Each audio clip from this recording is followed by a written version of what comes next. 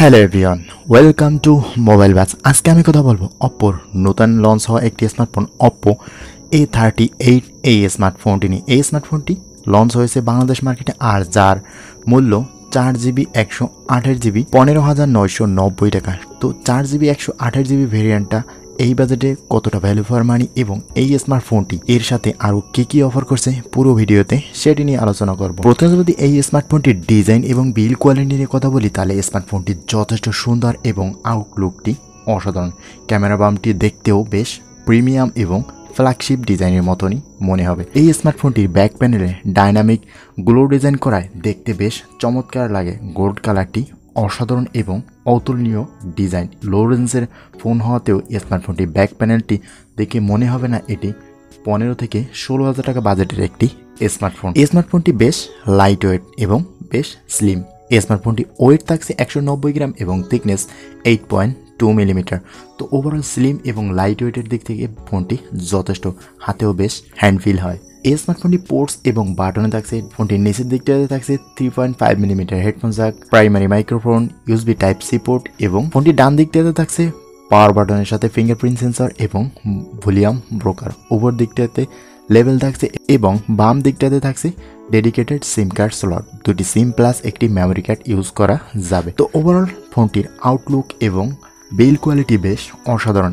এক কথায় অসাধারণই বলা যায় এই স্মার্টফোনটির আউটলুক বাজেট অনুযায়ী। এরপরে আসি স্মার্টফোনটির ডিসপ্লে সেকশনে। ফোনটিতে ইউজ করে 6.56 ইঞ্চের একটি 90Hz রিফ্রেশ রেটের ডিসপ্লে, যাতে থাকছে 720 নিট ব্রাইটনেস, থাকছে 720x1612 পিক্সেলের একটি ওয়াটার ড্রপ নচ ডিসপ্লে।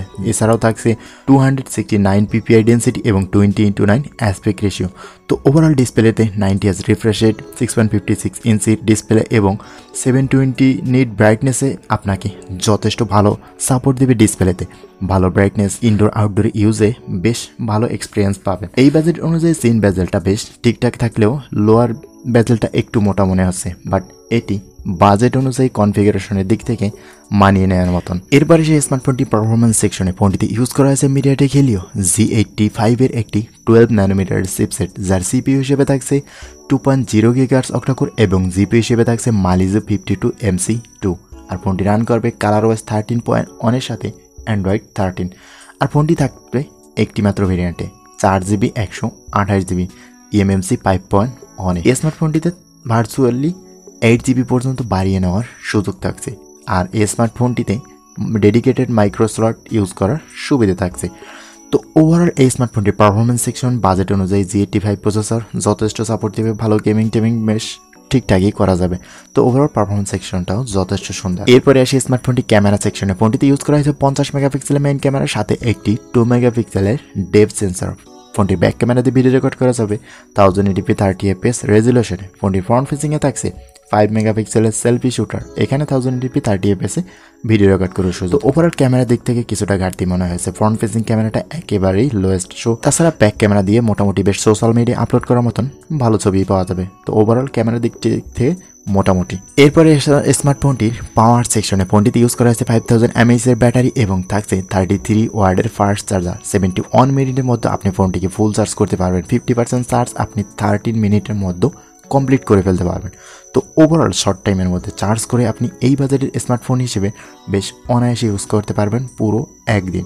তো 33 ওয়াটের চার্জার এই বাজেটে বেস্ট একটি পাওয়ার। স্মার্টফোনটির কানেক্টিভিটি সিস্টেমে থাকছে ব্লুটুথ, ওয়াইফাই, NFC এবং USB টাইপ সির সুবিধা। তো ওভারঅল এই স্মার্টফোনটি পাওয়া যাবে দুইটি কালারে, গ্লোয়িং ব্ল্যাক এবং গ্লোয়িং গোল্ড কালারে। দুটি কালারই বেশ চমৎকার, বাট গোল্ড কালারটি অসাধারণ।